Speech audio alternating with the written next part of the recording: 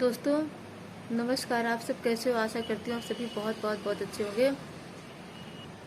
दोस्तों बचपन में मैं संगीत की बहुत शौकीन थी और मेरे पापा भी चाहते थे कि मैं संगीत सीखूं, लेकिन क्या करूं, जो घर के बड़े बुजुर्ग होते हैं वो उनकी वजह से मैं नहीं सीख पाई, क्योंकि मेरी शादी ही 13 साल की उम्र में हो गई थी और इस वजह से मैं सीख नहीं पाई। ससुराल आई तो ससुराल के लोगों ने कह दिया कि मुझे अब लड़की को पढ़ाना ही नहीं है, लड़कियां क्या करेंगे पढ़ लिख करके, उनको घर का चूल्हा चौका ही संभालना है।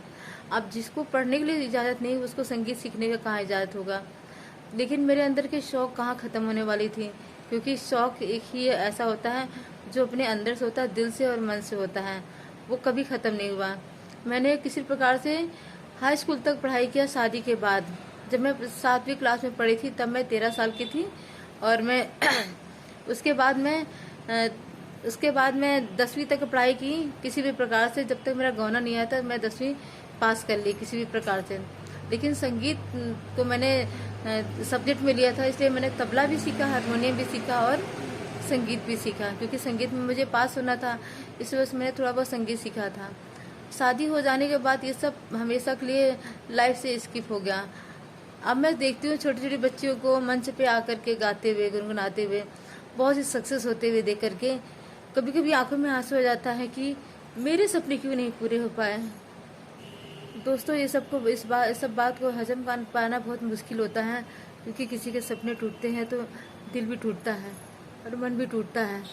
इसी वजह से कभी कभी मैं गाना गुनगुना करके यूट्यूब पे डाल देती हूँ कि जो भी मेरे पास हुनर था मैं उसको ही गा के डाल देती हूँ, ताकि लोग जाने की कुछ हुनर है इसके अंदर, वरना मैं कहाँ डालती। मैं तो जानती भी नहीं थी सोशल मीडिया भी। छोटेपन पे शादी होने की वजह से घर भी पर्दे वाला था, जिसमें पर्दा प्रथा था। पर्दे की वजह से मैं कुछ जीवन में कर नहीं पाई। फिर मैं किसी प्रकार से जब उस घर से मैं दूसरे घर में आई तो भी वहाँ पे बहुत बाउंडेशन था, क्योंकि घर के ही लोग थे, साथ में सास जेठानी तो रहती थी, तो वो कभी कुछ जीवन में करने ही नहीं देती थी।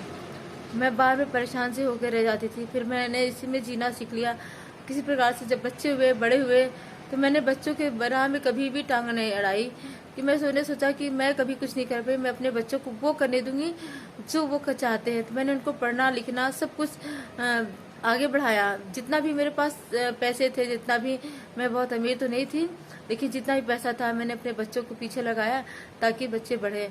दोनों बेटियां आज MNC में जॉब कर रही हैं और बेटा है वो भी पढ़ाई कर रहा है। वो भी ईश्वर चाहेंगे तो जरूर वो भी आगे बढ़ जाएगा। अभी मैं कुछ कह नहीं सकती उसके बारे में, क्योंकि जो भी अभी तो छोटा है, क्योंकि वही जान सकता है कि वो क्या करेगा। और मैं इसके पीछे पैसे लगा रही हूँ कि ताकि वो कुछ आगे बन जाए, कर ले।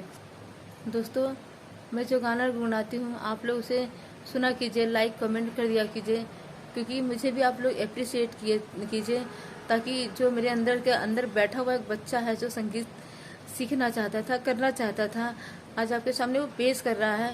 क्योंकि मेरे पास संगीत की ज़्यादा विद्या नहीं है, सिर्फ मैं पास होने के लिए ही पढ़ाई की थी, कि ताकि मैं उस सब्जेक्ट में पास हो जाऊँ, संगीत में, वादन में पास हो जाऊँ, बस उतने मैंने सीखा है। क्योंकि उसके बाद तो शादी हो गई, मैं कुछ कर ही नहीं पाई, संगीतालय वगैरह नहीं जा पाई।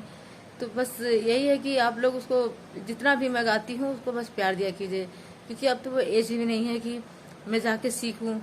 अब तो फिर बच्चों का ही भविष्य जितना है बनाना है, आगे बढ़ाना है, उनकी शादी ब्याह करना है, बस इसी में आगे बढ़ लूँ। यही जीवन का कड़वा है, लेकिन सत्य है कि अगर अपने बच्चों को उठा ले जाऊँ उसी में मेरे सपने ही पूरे हो जाते हैं। लेकिन जो दबे हुए सपने हैं आज भी कहीं ना कहीं अंदर बसे हुए हैं। हाय दोस्तों।